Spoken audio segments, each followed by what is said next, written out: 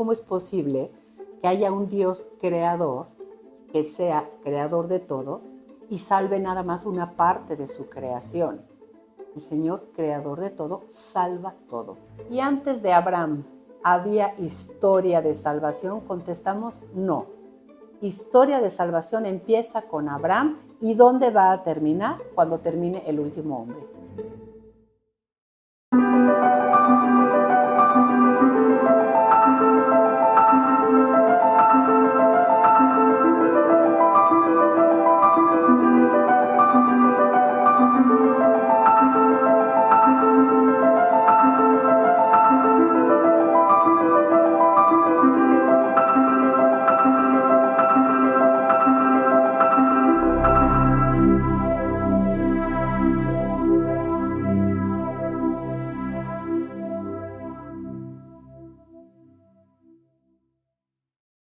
Bienvenidos. Vamos a dar inicio a la clase número 2 del curso Historia de la Salvación. En el nombre del Padre, y del Hijo, y del Espíritu Santo. Amén. Padre nuestro que estás en el cielo, santificado sea tu nombre. Venga a nosotros tu reino, hágase tu voluntad en la tierra como en el cielo. Danos hoy nuestro pan de cada día.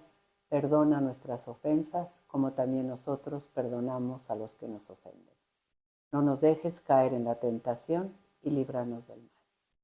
Oh Espíritu Santo, don de Dios y fuerza de lo alto, fuente de agua brotante de vida eterna, desciende y mora en nuestros corazones. Haznos verdaderos adoradores del Padre, condúcenos a la plenitud de la verdad y transfórmanos en testigos de Jesús, para llevar su nombre hasta los confines de la tierra. Amén. Vamos a empezar entonces la primera catequesis, que se llama Dios Creador, Dios Salvador y Dios Revelador. Y nos vamos a auxiliar primero de la Sagrada Escritura, porque es un curso bíblico y además es el orden en el que se escribió. Primero se escribió la revelación y después se hizo el catecismo. Y después vamos a ver quién es Dios Salvador también en la Biblia y también en el catecismo. Entonces quisiera empezar con Dios Creador. Yo sé que es un tema que parece muy trillado, incluso a veces se ha abandonado por eso. Benedicto XVI tiene un documento que les recomiendo ampliamente que se llama Creación y Pecado. Es un documento no tan difícil de leer porque lo hizo cuando él estaba enseñando en la universidad, precisamente para enseñar, por eso no es un documento difícil, pero es impresionante lo que dice. Si abandonamos la predicación de la creación, entonces abandonamos la predicación del pecado. Es decir, tenemos que recuperar la noción de Dios creador si queremos saber quién somos nosotros. Entonces, vamos a recurrir primero a la Biblia. En la Biblia, ustedes y yo sabemos que desde el Génesis, el primer versículo de la Biblia dice así: en el principio creó Dios el cielo y la tierra. Un libro de la Biblia. Segundo libro de la Biblia que quiero leer. El profeta Isaías. En el capítulo 37, Isaías 37. Ahorita les doy el versículo. Es el versículo 16, nos dice así: Yahvé Sebaot, Dios de Israel, entronizado sobre los querubines. Tú solo eres Dios en todos los reinos de la tierra, tú el que has hecho los cielos y la tierra. Cuando la Biblia dice cielos y tierra, quiere decir todo lo que existe. Después, más adelante, en el capítulo 40 de Isaías, también, en el versículo 26, dice así: Alzad a lo alto los ojos y ved, ¿quién ha creado estas cosas? El que saca a su ejército innumerable y llama a cada cual por su nombre. Gracias a su poder y a su energía, no le falta ninguno. Y en el versículo 28 dice: ¿no lo sabes? ¿No has oído? Que el Señor es un Dios eterno, creador de los confines de la tierra. Estamos buscando esta palabra. Dios creador. Él se revela a los hombres como el creador de todo lo que existe. Y en el libro del Eclesiástico, en el capítulo 16, vamos a encontrar a Dios creador del mundo. Versículo 26, Eclesiástico 16, 26. Cuando al principio el Señor creó sus obras, asignó a cada una su puesto. Las puso en orden para siempre, desde sus orígenes y por todas las edades. Ninguna se topa con la otra, jamás desobedecen su palabra. Después el Señor miró la tierra y la colmó de bienes. Cubrió su faz con toda clase de vivientes y todos cuando mueren vuelven a ella. Dios creador de todo lo que existe en el Antiguo Testamento. Ahora vamos al Nuevo Testamento. Vamos a leer la carta a los Romanos en el capítulo 1, en el versículo 20. Dice así. Voy a leer desde el versículo 19 para entrar un poquito en contexto. Los hombres tienen claro lo que se puede conocer de Dios, ya que el propio Dios se los manifestó. Porque lo invisible de Dios, desde la creación del mundo, se manifiesta a la inteligencia del hombre a través de sus obras, su poder eterno y su divinidad. Y luego, en la primera carta de Pedro, ya casi al final de la Biblia, en el capítulo 1, en el versículo 25, primera de Pedro 1, 25, tenemos un texto sobre la palabra creadora de Dios. Lo vamos a ver en la próxima clase, pero ¿se acuerdan que Dios creó todo lo que existe diciendo que se haga tal cosa y se hacía? Entonces la Biblia tiene una noción de que Dios crea todo primero con su palabra. Y dice aquí, pero la palabra del Señor permanece eternamente. Esa palabra creadora de Dios permanece y como que la Biblia también siente y sostiene todo en el ser. Esto fue sobre la creación del mundo. Y luego quiero ver sobre la creación del hombre. También la Biblia nos enseña que Dios es no solamente el creador de cielos y tierra, sino específicamente el creador del ser humano. Porque la historia de la salvación nos tiene que llevar a responder esta pregunta: ¿quién soy? ¿De dónde vengo? ¿Soy producto del azar? ¿Soy producto de la generación espontánea? ¿Vengo del Big Bang? ¿O cómo fue que vine a la existencia? Y entonces, en el capítulo 1 del Génesis, en el versículo 16, dice Dios: hagamos al ser humano a nuestra imagen como semejanza nuestra. En el versículo 27 aparece el verbo que nos interesa. Creó pues Dios al ser humano a imagen suya. A imagen de Dios lo creó. Macho y hembra los creó. El ser humano en la revelación es creación de Dios. También en el capítulo 2, cuando Dios está formando al hombre, dice en el versículo 7. Entonces Yahvé Dios modeló al hombre con polvo del suelo e insufló en sus narices aliento de vida y resultó el hombre un ser viviente. ¿Cuándo? Cuando Dios forma su parte material y cuando le insufla su espíritu. Ahí es cuando el hombre es un ser viviente. Y si regresamos al Eclesiástico, ya no en el capítulo 16, pero ahora en el capítulo 17, dice así: el ser humano, el Señor creó al ser humano de la tierra y a ella le hará volver de nuevo.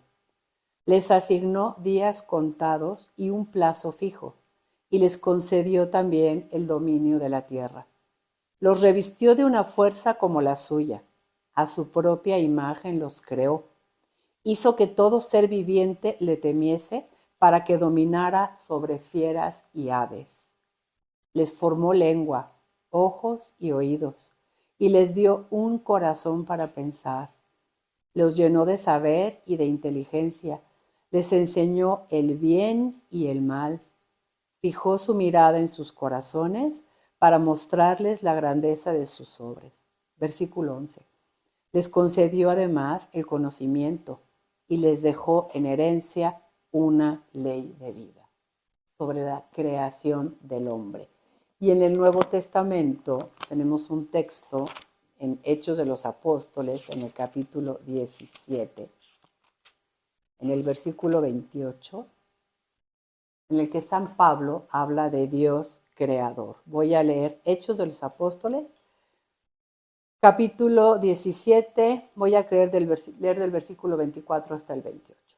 Dice, Pablo les está anunciando al Dios que adoran sin conocer, que es el Dios que hizo el mundo y todo lo que hay en él, que es Señor del cielo y de la tierra, que no habita en santuarios fabricados por manos de hombres, ni es servido por manos humanas, como si de algo estuviera necesitado él, que a todos da la vida, el aliento y demás cosas.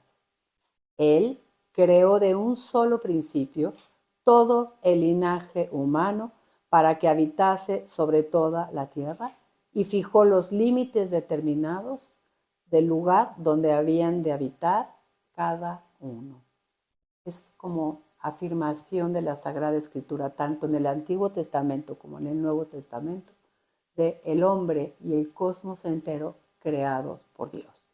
Ahora quiero leer cómo resume el Catecismo de la Iglesia Católica esta enseñanza. Vámonos al número 280.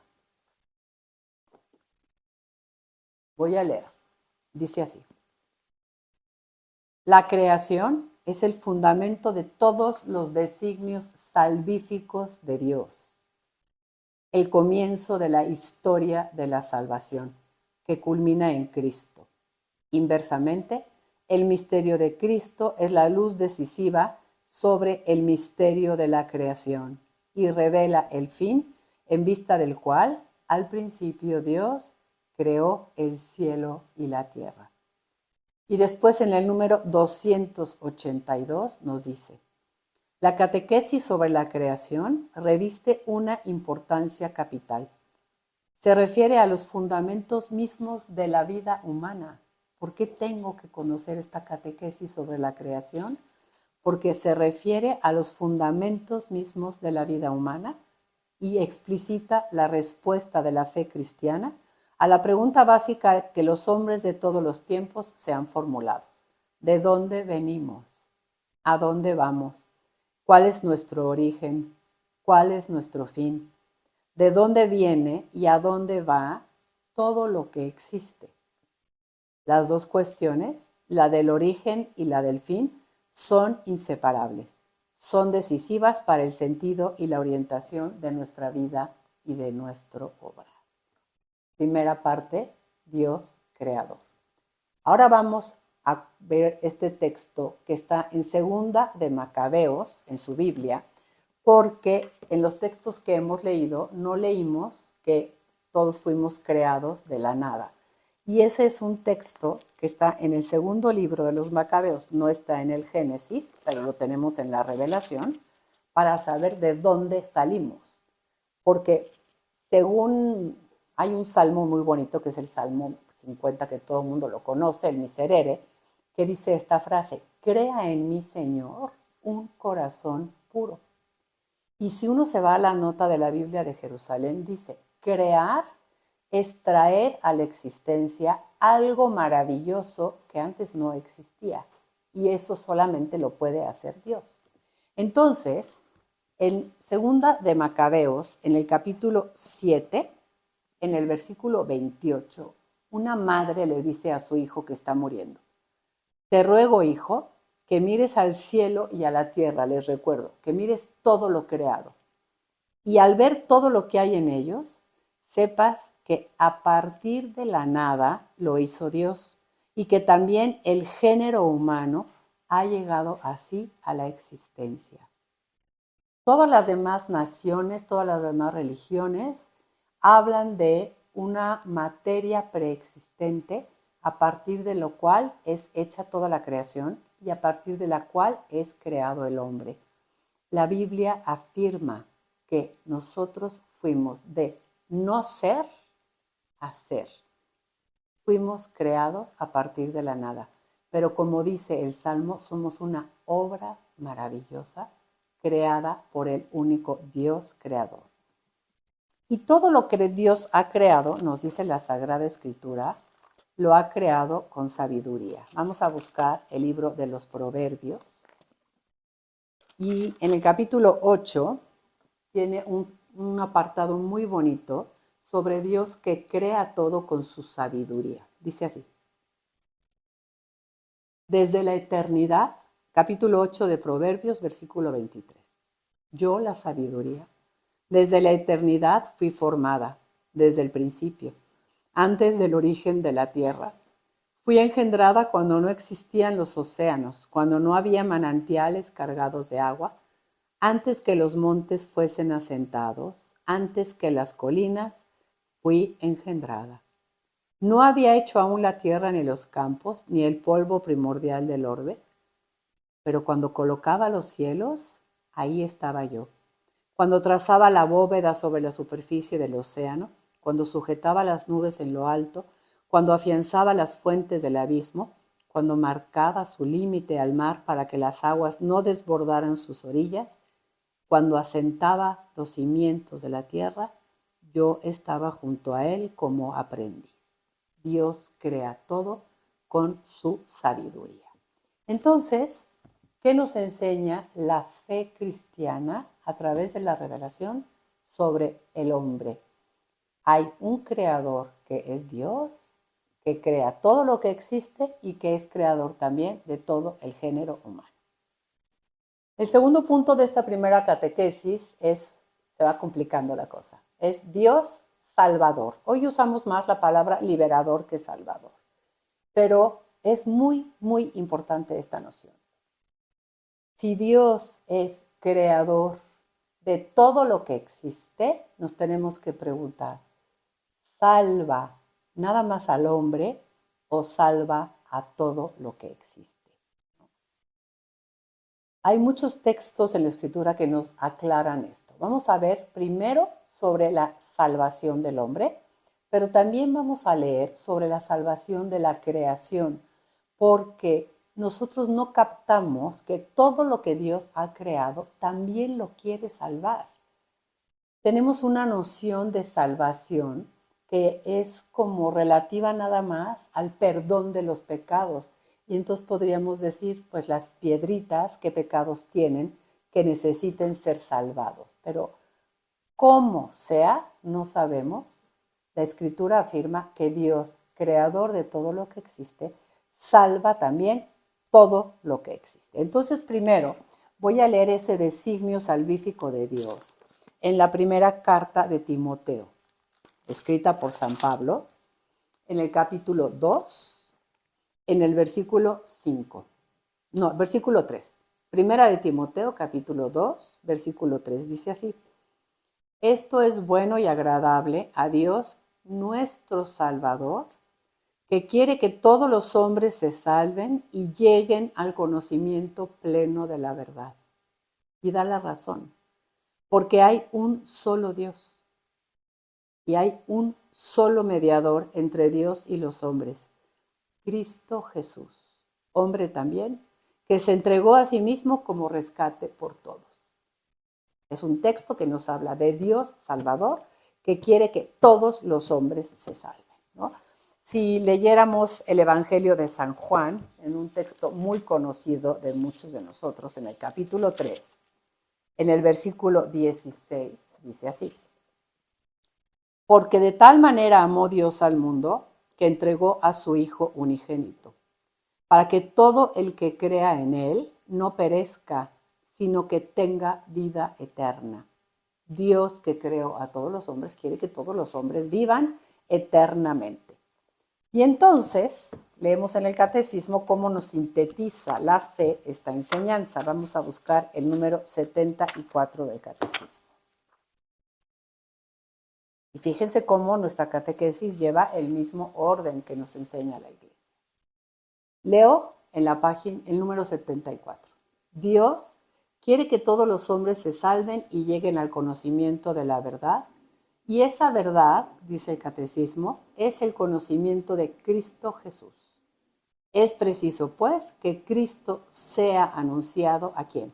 A todos los pueblos. Porque si todos los pueblos fueron creados por Dios, Dios quiere salvar a todos los pueblos y por eso la insistencia de la predicación. Ahora, eso es en cuanto a la salvación del hombre y tenemos muchos textos y lo tenemos como muy claro, yo creo, los cristianos, pero sobre la salvación de la creación, para nosotros es un concepto un poquito más complejo, por lo aquello que les decía. Fíjense cómo hasta los niños de repente le preguntan a su mamá si ven que se les murió el pececito, ¿no? Le dicen, mamá, ¿y a dónde se fue el pececito? Y la mamá, con mucha naturalidad, le dice, al cielo de los pececitos, ¿no? Como que interiormente deseamos también que las demás cosas creadas pues también sobrevivan, ¿no? ¿Cómo es posible que haya un Dios creador, que sea creador de todo y salve nada más una parte de su creación?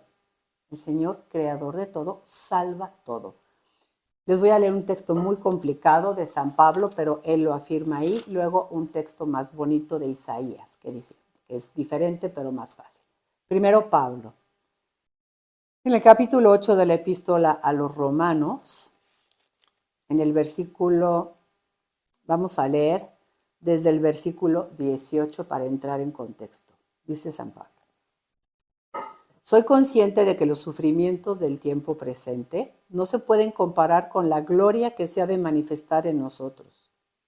Incluso la creación espera ansiosa y desea vivamente el momento en que se revele nuestra condición de hijos de Dios. Porque la creación, en efecto, fue sometida a la caducidad, no espontáneamente, sino por voluntad de aquel que la sometió, o sea, está diciendo, del ser humano. Pero latía en ella la esperanza de verse liberada de la esclavitud de la corrupción para participar de la gloriosa libertad de los hijos de Dios. Pues sabemos que la creación entera viene gimiendo hasta el presente y sufriendo dolores de parto, en espera de verse liberada. Salvada o liberada son términos equivalentes en la Sagrada Escritura. La creación entera, objeto de salvación de Dios. Si leemos el profeta Isaías, por ahí del capítulo 65, el Antiguo Testamento también hablaba de que todo va a pasar. Vamos a leer Isaías 65, versículo 17. Pues voy a crear, estamos hablando del verbo crear, un cielo nuevo con una tierra nueva. Cielo y tierra es todo lo que existe. Si Dios crea todo lo que existe, cuando venga el final, voy a crear un cielo nuevo y una tierra nueva. Y ese cielo nuevo y esa tierra nueva, dice el versículo 18, harán que haya gozo y regocijo, o sea que va a ser una transformación feliz. Y esa misma imagen la utiliza el Apocalipsis al final de la Biblia, en el capítulo 22, 21 del Apocalipsis, cuando está describiendo ya el cielo, lo último, el lugar a donde estamos llamados, esa vida bienaventurada de la que hablaba el catecismo de la Iglesia Católica. Dice, luego vi un cielo nuevo y una tierra nueva, porque el primer cielo y la primera tierra desaparecieron, y el mar, que era como el signo de todas las fuerzas caóticas, no existe ya. Entonces vean la progresión. Dios, creador de todo lo que existe, salva todo lo que ha creado, es decir, salva todo lo que existe. ¿Y cómo conocemos que Dios, creador, salva todo lo que ha creado? ¿Cómo creo y cómo sé que hay un Dios salvador y un Dios creador? Por la tercera parte de nuestra clase. la catequesis sobre Dios que se revela, Dios revelador. Vamos a leer el número 51 del catecismo porque me interesa introducírselos así. Dice así, fíjense qué interesante. Dispuso Dios, en su sabiduría, revelarse a sí mismo y dar a conocer el misterio de su voluntad. Es una iniciativa divina darse a conocer a sí mismo.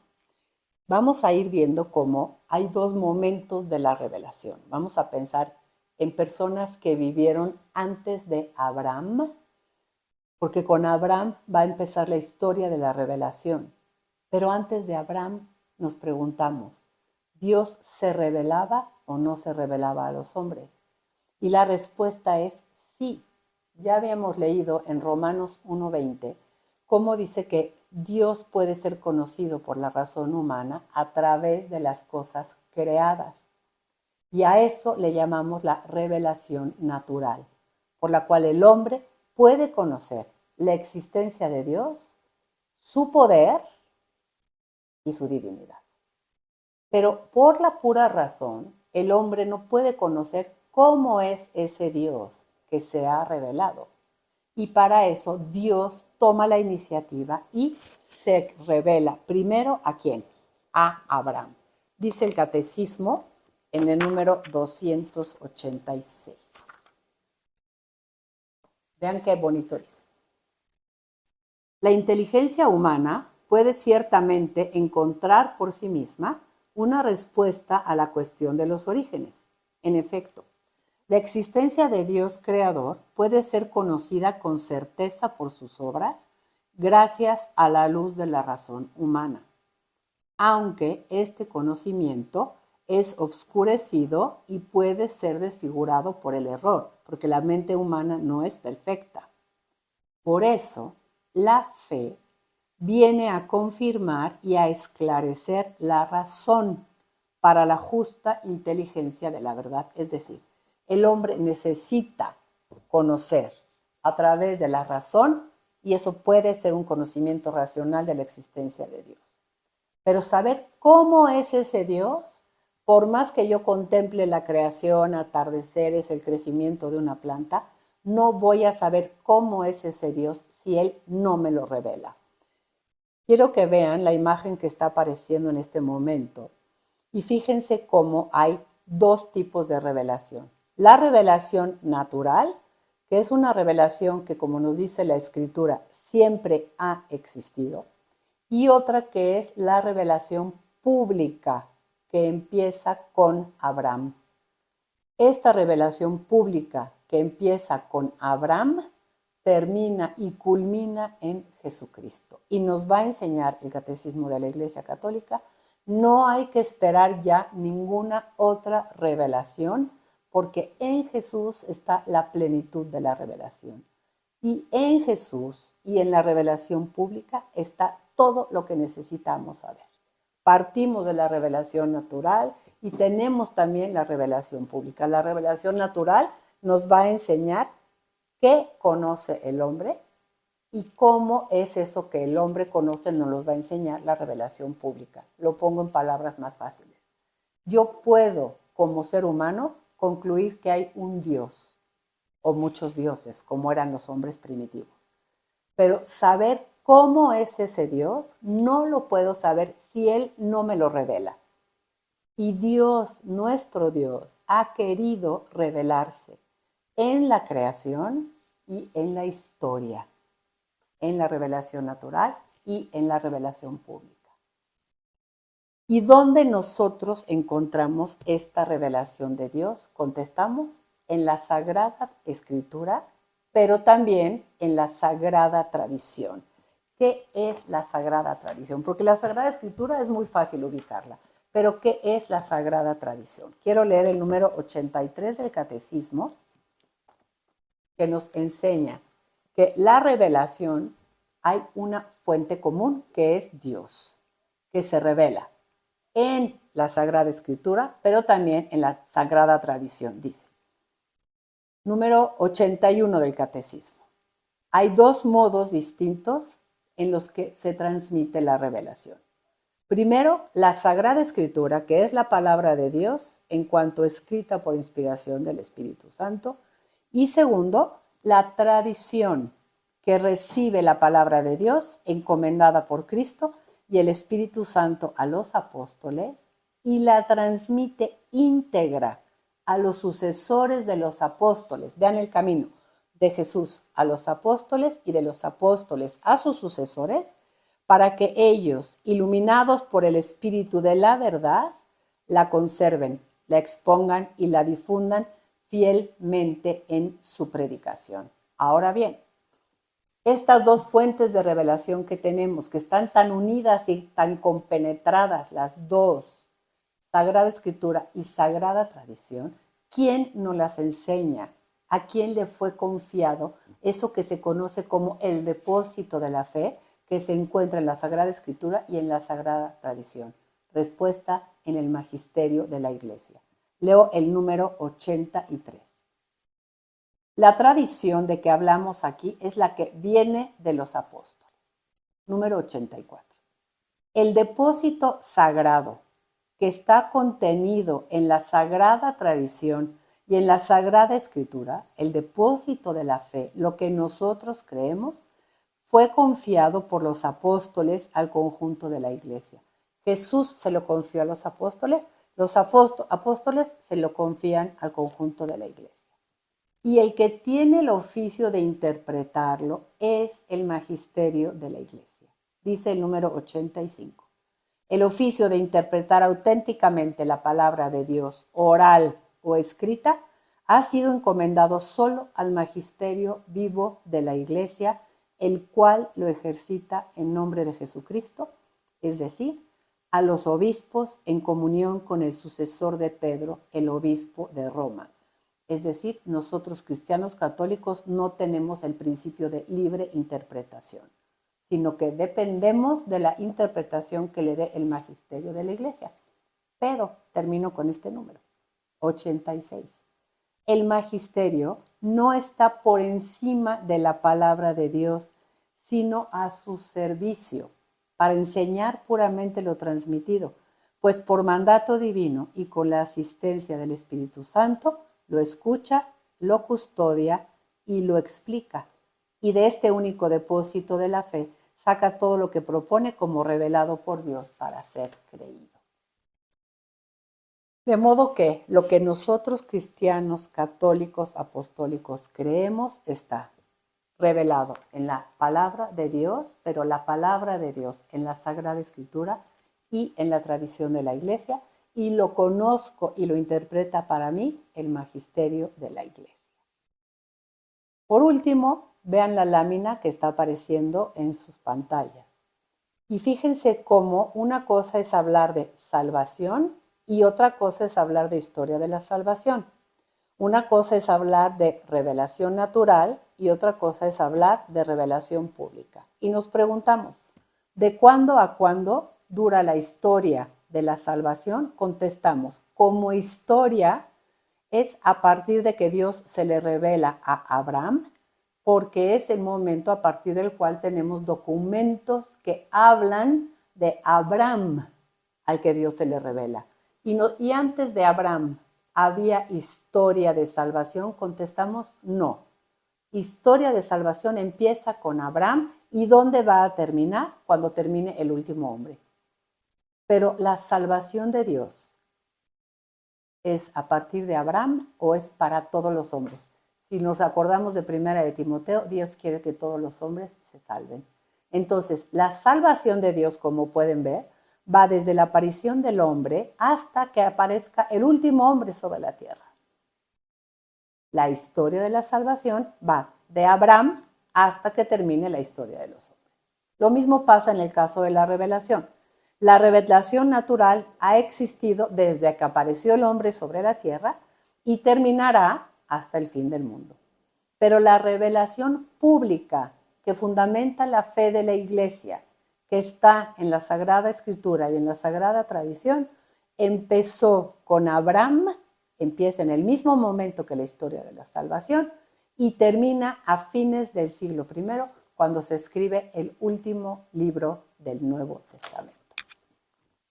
Pues con eso, mis queridos hermanos, terminamos esta larga clase introductoria, esta primera catequesis sobre Dios creador, Dios salvador y Dios revelador. Y la próxima semana empezaremos a contemplar lo que está apareciendo en este momento en sus pantallas. La segunda catequesis, que es las 12 etapas de la historia de la salvación. Un poco resumidas y apretadas en esta tabla que les hicimos, pero esperemos que les pueda servir de guía. Alabado sea Jesucristo. Mis queridos amigos, estoy en la sinagoga de Magdala y precisamente en la escuela desde donde el rabino enseñaba colocando en estas ranuras los pergaminos de la Torá para mover los pergaminos atrás y adelante. Para hacerles una invitación, desde hace casi un año estamos con la peregrinación recorriendo la Tierra Santa de la mano de San Lucas para preparar la liturgia del domingo siguiente. Vamos a seguir con San Mateo y el siguiente año todavía con San Marcos. Tratamos de mandarles un evangelio encarnado en los lugares donde ocurrieron los hechos para que conozcas la Tierra Santa, para que conozcas la palabra viva de Dios y para que puedas vivir tu misa con mucha intensidad. Reflexiónala, recíbela, suscríbete, compártela con otros, formen grupos para valerse de estos programas y ojalá que todo esto nos ayude a acercarnos de veras al misterio del amor de Dios. Muchas gracias.